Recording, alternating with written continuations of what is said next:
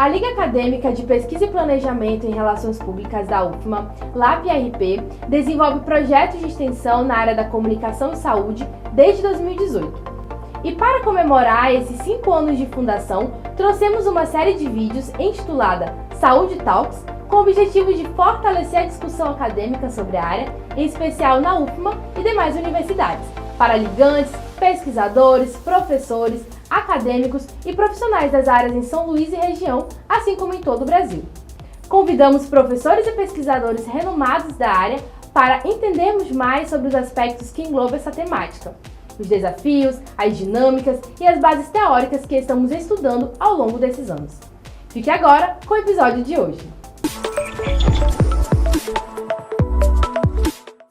Olá, seja bem-vindo ao Saúde Talks, realizado pela Liga Acadêmica de Pesquisa e Planejamento em Relações Públicas da Universidade Federal do Maranhão. Eu sou Ticiane Alves.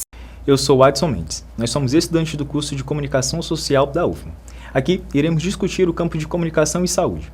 Você vai acompanhar a entrevista com os principais professores e pesquisadores no assunto sobre os desafios encontrados na área. Todos os episódios do programa vão ser divulgados no nosso canal do YouTube. A primeira entrevistada da nossa série de vídeos é a professora Janine Cardoso. Ela é mestre e doutora em Comunicação e Saúde pela Universidade Federal do Rio de Janeiro, docente do Programa de Pós-Graduação em Informação e Comunicação em Saúde do Instituto de Comunicação e Informação Científica e Tecnológica em Saúde da Fundação Oswaldo Cruz. É membro do Grupo de Pesquisa Comunicação e Saúde, Diretório CNPq.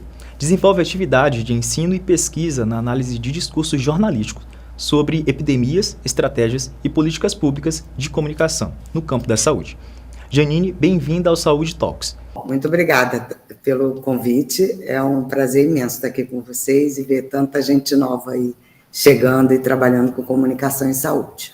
Mas a gente vai logo começar a falar sobre a construção do campo de estudo, comunicação e saúde, né? Quais foram as diretrizes teórico-metodológicas que embasaram a construção do campo de estudo Comunicação e Saúde?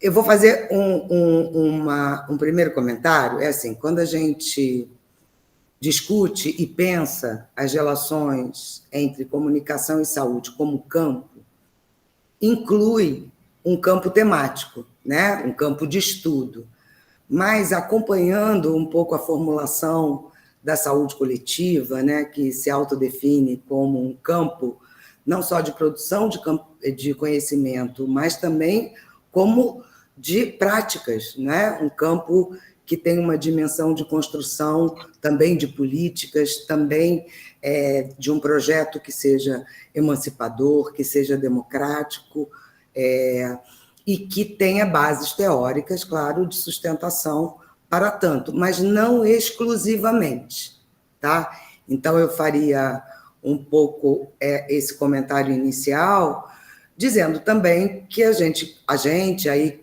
como eu estou dizendo, determinadas pessoas, ou grupo de pessoas, ou uma linhagem que compõe esse campo, porque ele também não é único, não é monolítico, existem diversas concepções de comunicação e saúde, né? Então, quando a gente fala comunicação e saúde, a gente está querendo acentuar uma diferenciação,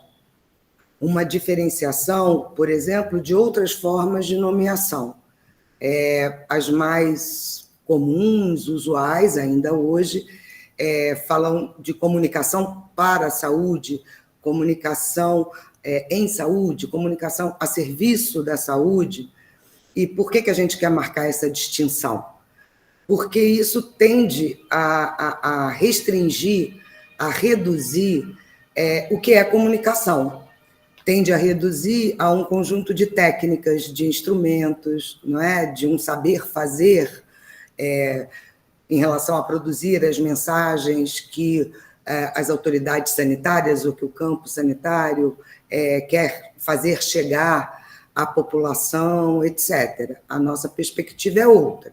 Então, nesse sentido, o campo também guarda uma proximidade muito grande com as formulações de Pierre Bourdieu sobre campo social como um espaço, quer dizer, um determinado espaço social caracterizado por relações de força, por um conjunto de posicionamentos mais ou menos periféricos em disputa para fazer valer as suas propostas, a sua percepção, a sua visão de mundo. Comunicação e saúde, marcando essa distinção, rejeita, por princípio, uma visão instrumental da comunicação, como um conjunto de técnicas que podem ser utilizadas em qualquer espaço social, né? Na habitação, em relação à agricultura, em relação a qualquer outra área de atividade humana. Quando a gente fala comunicação e saúde, a gente quer dizer que são relações que se tecem, que se defrontam com uma série de questões relacionadas ao campo da saúde e ao campo da comunicação, sendo comunicação e saúde uma área de interface entre esses dois, aonde ali se condensam atores, perspectivas, propostas, formas de ver o mundo, projetos, né, e concepções diferenciadas, próprias de cada campo, mas que não se reduzem a nenhum desses dois campos que conformam o que nós denominamos campo da comunicação e saúde. Mas, enfim, o que eu tentei fazer foi caracterizar um pouco, e em linhas muito gerais, a nossa concepção, o que a gente entende por campo da comunicação e saúde.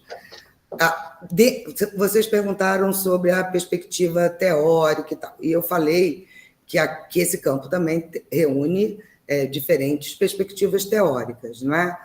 Aquela que a gente defende, ou aquelas, né, porque também não se trata de uma teoria apenas, é uma concepção que se nutre de várias perspectivas teóricas, e aí eu falo eu estou remetendo a Áurea Maria da Rocha Pita, que foi uma das construtoras desse campo, a Inesita, enfim, a Kátia também, as gerações que vieram depois e que estão não só na Fiocruz, mas em várias outras instituições, estados e regiões do país. Mas é que, ao rejeitar essa perspectiva instrumental da comunicação, a gente também rejeita essa perspectiva instrumental da própria língua, como se a tarefa dos comunicadores do campo da saúde, ou que atuam na área da saúde, fosse apenas transmitir determinadas mensagens de uma maneira que o receptor decodificasse exatamente como o emissor entende. Esse é um modelo bidirecional, que é muito frágil e não dá conta dos processos comunicacionais, e veja que eu não estou só me referindo a essa configuração contemporânea, né, do mundo das redes, das plataformas digitais, que popularizou a perspectiva da comunicação em rede. Na nossa concepção teórica, a rede é quase que um pressuposto, porque nunca nós falamos sozinhos ou só para um interlocutor. Né? A gente está imerso numa série de discursos que se relacionam de uma maneira mais amigável ou com maior contraste e confronto sobre os fatos que vão no mundo e o que a gente deseja para ele. Então, a gente dá muita ênfase à questão mais da produção de sentidos que estão aí se formando no nosso cotidiano, na história, que tem a ver com a memória de tempos passados, mas também com o que a gente projeta para o futuro, do que a ideia de um significado estático, pronto, que seria veiculado e chegaria aos nossos interlocutores através das mensagens, textos, produções em diferentes formatos. Ao longo de suas pesquisas, você analisa a relação entre os momentos políticos do Brasil e o processo de garantia dos direitos fundamentais como a saúde e a comunicação. De que forma essas disputas foram importantes para a construção do modelo de saúde pública que temos atualmente no país? Eu acho, me confirma, que você está se referindo ao processo de redemocratização do país, construção do SUS. Exato. Tá. Porque, digamos assim, a história de aproximações, né, do campo da saúde com a comunicação, ou dessas práticas sociais, remontam, a gente pode recuar no tempo indefinidamente, né? Mas é claro que a gente tem uma trajetória que eu procurei estudar, levando em conta mais tendo como marco a institucionalização dessas práticas nas instituições de saúde, que a gente pode situar um pouco aí pelo início do século XX, década de 20, né?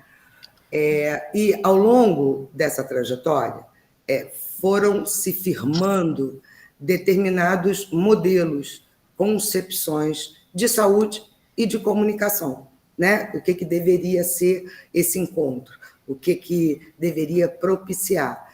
E essa prática, ainda que nunca seja uma coisa única, monolítica, que haja perspectivas distintas, mas teve a predominância, e eu me arriscaria a dizer que até os dias de hoje ainda é muito forte, essa concepção de que caberia a comunicação e saúde, em alguma medida também a educação e saúde, capilarizar, levar adiante os conhecimentos científicos, por um lado, mas também as recomendações sanitárias, não é? Sobre a prevenção de doenças, sobre promoção da saúde, etc., que tendia sempre a dar muita força às chamadas vozes autorizadas, não é? As vozes das instituições, dos especialistas, cabendo aos receptores, aos diferentes grupos da população, ou a população em geral, receber e acatar. Então, esse já é um primeiro problema, né? Porque a gente indexa a comunicação numa visão assim, e do próprio conhecimento, que o grande problema é que as pessoas não conhecem, não sabem, ou seja, são ignorantes, e que, ao saber o que devem fazer ou como as coisas acontecem, quase que automaticamente essa mudança de hábitos, comportamentos, aderindo às recomendações sanitárias, vão acontecer. Isso não é assim, né? Não é assim. A coisa, e é claro que eu estou fazendo uma simplificação, mas sempre houve muita força, muita busca, muito investimento na propagação dessa fala autorizada, e, em contraponto, a partir dessa visão do outro, com quem se quer comunicar e se relacionar, como alguém desprovido de conhecimentos, acabou colocando essas pessoas no lugar da ignorância, tendo muito pouco interesse de ouvi-las, de conhecer, de saber o que acham, o que as movem, por que fazem assim e não de outra forma. E isso acaba nos privando de um conhecimento valioso para quem quer realmente ter uma relação mais dialógica, né? Eu fiz aqui uma certa digressão, mas para chegar ao ponto aí do processo de redemocratização do país, que não foi só da redemocratização política, né? Que depois de décadas de ditadura, onde a gente começou a ter o que se convencionou chamar de abertura política, a volta dos exilados, enfim, o processo de anistia. Mas esse processo de redemocratização também foi fortemente vivido no campo da saúde e também das suas instituições, não é? Então, o lema da 8ª Conferência Nacional de Saúde, que construiu, digamos assim, o projeto, as ideias-força que viriam a dar no Sistema Único de Saúde, já cunhou no seu lema saúde é democracia e democracia é saúde. Ou seja, sem relações democráticas, sem relações também mais abertas a conhecer e a interagir com a população, a ouvir, portanto, e não só falar, a considerar a diversidade de atores políticos, sociais, que deveriam não só receber os assim chamados serviços de saúde, mas deveriam participar da própria definição de prioridades, das políticas, não só o que, mas também como.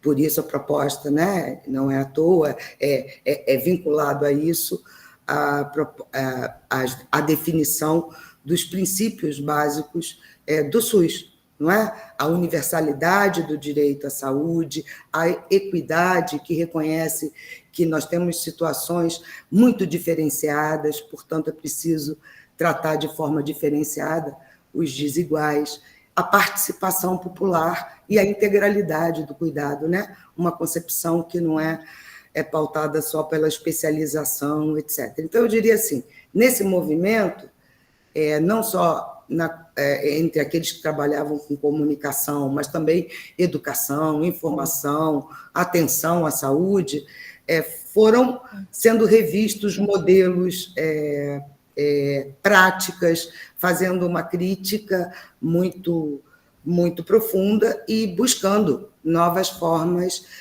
de organização a partir de outras concepções. Então, um pouco assim que a gente começa a caminhar e a configurar os traços do que hoje a gente chama de comunicação e saúde, quer dizer, essa perspectiva do campo, né?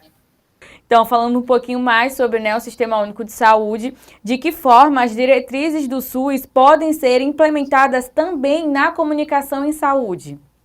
O que a gente vem tentando construir é uma proposta que vá além da comunicação para o SUS ou sobre o SUS, divulgando as suas ações, enfim, as suas conquistas, as suas concepções, entendendo que, embora isso seja necessário, fundamental, inclusive porque a gente tem uma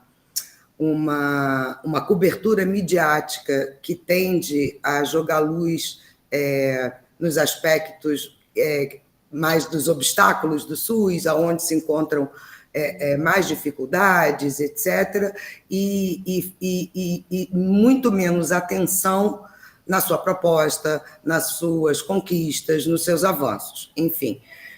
Então, de maneira nenhuma, eu estou querendo desconsiderar ou menosprezar isso. Mas a gente entende que é necessário dar um passo a mais, né?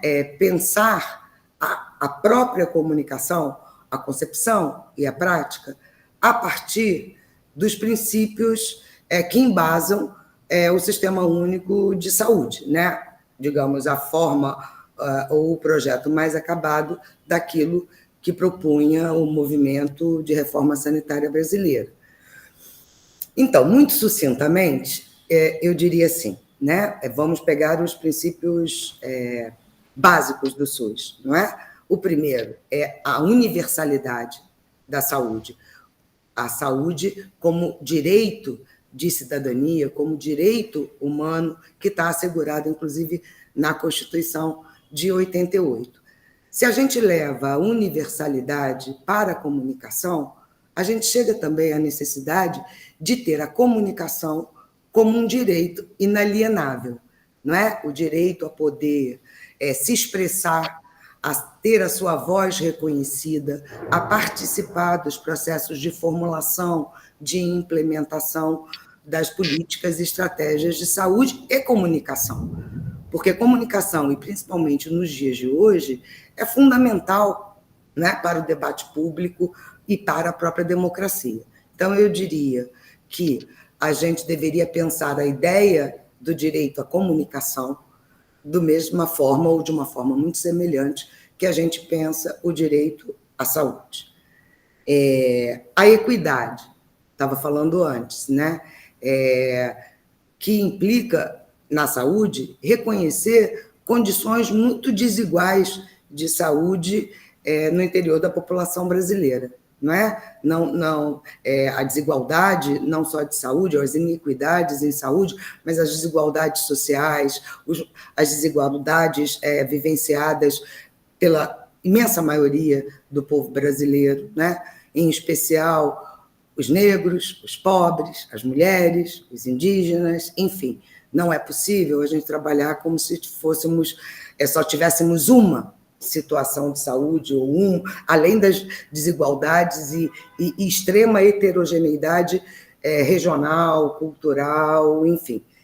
Trazendo para a saúde, a gente poderia pensar numa comunicação mais equânime, né? Uma comunicação que também considerasse toda essa diversidade, heterogeneidade e desigualdade, enfatizando e priorizando maior equilíbrio na distribuição do poder de falar, do poder de fala, reconhecendo vozes que são muito abafadas pelas vozes autorizadas ou as vozes que contam com maior prestígio, com maior poder material e simbólico no Brasil.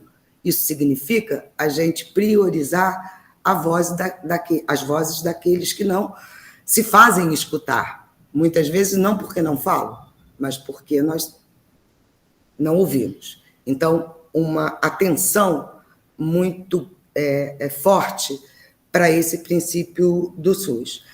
A integralidade, que busca justamente considerar não só do ponto de vista da organização dos níveis de atenção à saúde, né? Atenção básica, até a alta complexidade, passando por uma série de outros serviços e ações, tem essa dimensão que implica numa maior articulação dessas várias instâncias e dimensões, mas também tem uma dimensão muito importante, que é considerar o indivíduo, as pessoas, não a partir das especialidades ou as especializações médicas, não é? Mas entender o sujeito como na sua integralidade, né? Para além do problema que ele tenha no estômago, no coração, no braço, ou a necessidade de uma urgência, mas que ele tenha no SUS um acolhimento integral. Acho que a gente pode, né? A gente pode linkar isso com as formulações das linhas de cuidado, não é? Da humanização da atenção, que não por acaso tem estratégias para tentar superar essa fragmentação e também tem na escuta do outro um ponto capital.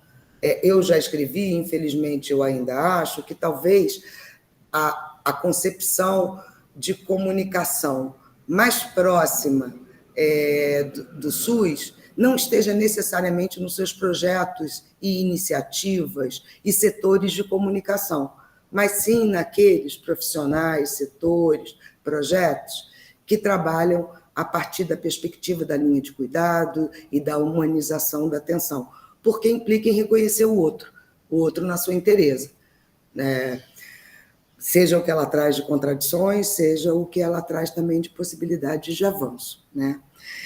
A participação é um outro, acho que a gente fala no livro, que é o toque de caixa, né? Digamos, nada disso que foi dito antes será possível se a gente não puder contar com uma participação ativa e efetiva dos diferentes segmentos da população nas políticas e estratégias de saúde e também na de comunicação. É claro que isso não tem um modelo pronto. É claro que isso vai ter que se adequar às condições de cada comunidade, de cada local, mas ter isso como diretriz coloca um horizonte de possibilidades, não é? Que traz para dentro também das práticas e políticas de comunicação a participação não apenas dos especialistas, dos sanitaristas, enfim, dos pesquisadores, mas também segmentos organizados ou não da população.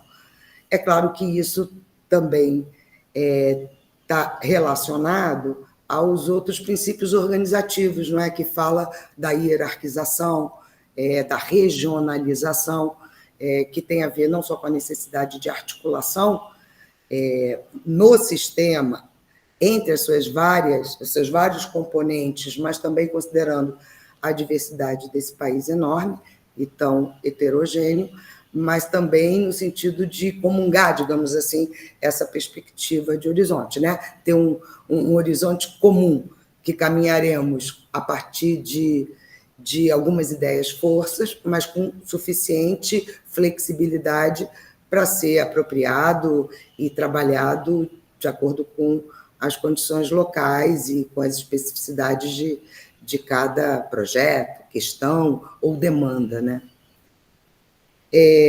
Sim, eu vou dar aqui um pontinho de corte, só para depois, se vocês puderem juntar lá com a questão da integralidade, eu acho que é um outro aspecto, porque essa concepção mais fragmentada da comunicação e da saúde tende também a não a ver a comunicação só como, digamos assim, no final de um processo, né? Primeiro se tem a informação que é gerada pelos órgãos técnicos, né, especializados, e depois é preciso divulgar, né, tornar pública. Aí entra a comunicação.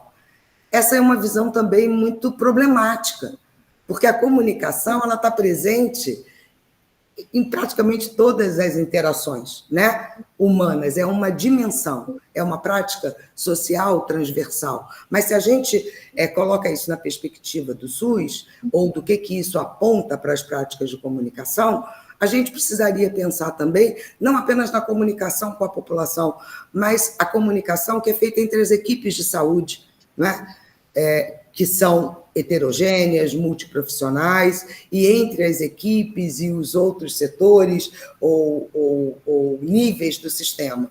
Então, isso abre a necessidade, digamos assim, de ter uma visão ampliada da comunicação. É um pouco o que a gente fala, né? O mesmo conceito ampliado de saúde, que está na base do SUS, deveria corresponder a um conceito ampliado da comunicação.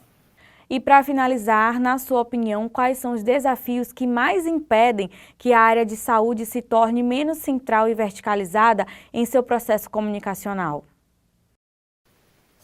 Essa é uma pergunta difícil, né? Vale 1 bilhão. Eu só começaria, talvez assim, mais uma questão conjuntural, mas que é importante e que atinge não só a comunicação, mas toda a saúde, todos os setores sociais, enfim, que é o ataque violento que o SUS e as políticas comprometidas com maior equidade têm sofrido, não é? Já há 10 anos, quase 10 anos. Então, a questão do crônico subfinanciamento do SUS, que nunca foi resolvido, foi intensificado ao limite quase do insustentável, com a PEC do fim do mundo, não é? Aquela que estabeleceu o teto de gastos por 20 anos, manteve independente da situação econômica do país, comprometendo inúmeros projetos, ações, né? E veja, mesmo e hoje, de uma maneira mais recente, com esse avanço das perspectivas mais autoritárias, né, e descomprometidas com a saúde e as condições de vida do povo brasileiro, fez com que se recuasse e que se atingisse muito fortemente setores que já tinham uma longa tradição, inclusive anterior ao SUS, como o Plano Nacional de Imunizações. A gente está assistindo à queda dos índices de cobertura, não é? A volta de doenças que já estavam mais controladas, sarampo, e eu não estou me referindo nem à Covid, como a gente viu como foi difícil a compra de vacinas, enfim, a implementação da vacinação. Então, a gente tem uma conjuntura muito danosa nos últimos anos e que ainda hoje atinge o SUS, e que a gente tem perspectiva, claro, que a partir do ano que vem isso tenda a melhorar, a sendo enfrentado, mas vai ser preciso reconstruir muita coisa, né? Muita coisa ou foi desmontada, fragilizada, ou mesmo extinta, enfim, não será um período fácil. Por que eu estou dizendo tudo isso? Porque eu me sentiria assim mal se eu falasse o problema do SUS é o predomínio das concepções instrumentais, essa tradição desvinculada do tempo e dos desafios que a gente está enfrentando hoje e que vai continuar a enfrentar.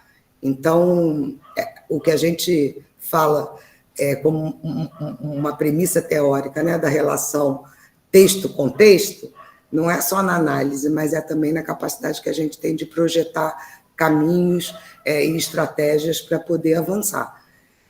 Eu diria, então, que tentar superar, e não será fácil, e nem será rápido, essa situação que as políticas públicas enfrentam há quase 10 anos, é um contexto, é uma condição que terá que ser levada em conta em várias áreas, não é? Mas eu acho, tentando voltar aqui, que de alguma maneira a gente tem que continuar, seja nas atividades de pesquisa, ensino, ou no interior dos diversos ramos e projetos da atenção à saúde, buscar avançar na compreensão dessas interfaces entre comunicação e saúde, no sentido de perceber o quanto elas são interdependentes, não é? Enquanto, como que a gente pode, seja na atenção ao cidadão, eu não gosto muito do termo usuário, mas, enfim, do cidadão que está no SUS, que recorre ao SUS, que é atendido pelo SUS, o quanto que uma concepção mais ampliada de saúde, mais dialógica e mais participativa, pode favorecer aos objetivos do próprio SUS. É claro que isso não é fácil.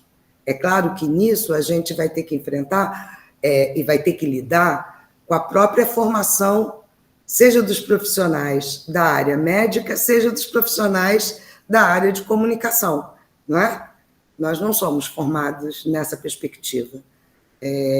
São outros os paradigmas que norteiam, não é, a formação profissional no Brasil. Acho que isso mas eu acho que se avançamos em propostas mais democráticas, mais dialógicas, que tentem fazer confluir os princípios e os pressupostos do SUS para suas práticas de comunicação, a gente vai conseguir também lidar melhor com esses limites, na perspectiva de que um dia a gente consiga superar, mas eu não acho que isso está colocado agora. Mas temos que avançar. Logo após,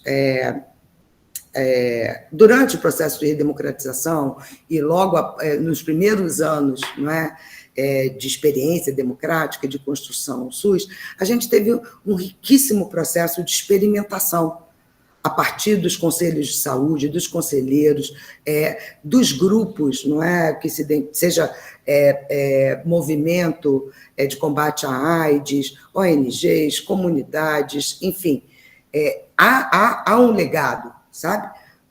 A gente vê as dificuldades, não quer dizer que não tenham existido os avanços e propostas transformadoras. Eu acho que a gente tem que, em grande parte também, retomar essa perspectiva, acrescentando, claro, as demandas que não estavam colocadas antes, não é?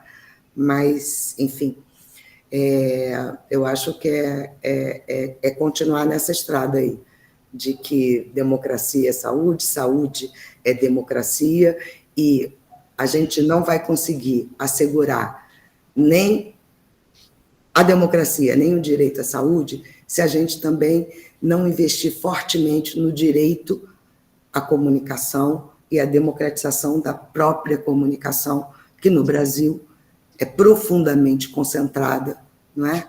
Os meios de comunicação de massa, assim chamados, né, TV e rádio, mas não só. Hoje, diante também do imenso desafio das plataformas digitais, também conglomerados privados, não é, que regulam esse espaço público tão vital para cada um de nós e para a democracia, como são as redes digitais, enfim, os aplicativos de mensagem, etc. Aí também precisamos investir. Aí também há muita luta pela frente. Excelente. Professora, a gente agradece a sua disponibilidade, agradece por ter tirado um tempinho para conversar com a gente sobre comunicação e saúde. Eu que te agradeço a todos vocês, viu, Melissa, essa equipe aí jovem, deem notícias, por favor, o avanço de vocês nos alimenta também, a gente que já está passando bastão, né? Acho muito legal o projeto e depois passa material, divulgação que a gente também compartilha com os alunos, com os colegas, para dar maior visibilidade às ações de vocês.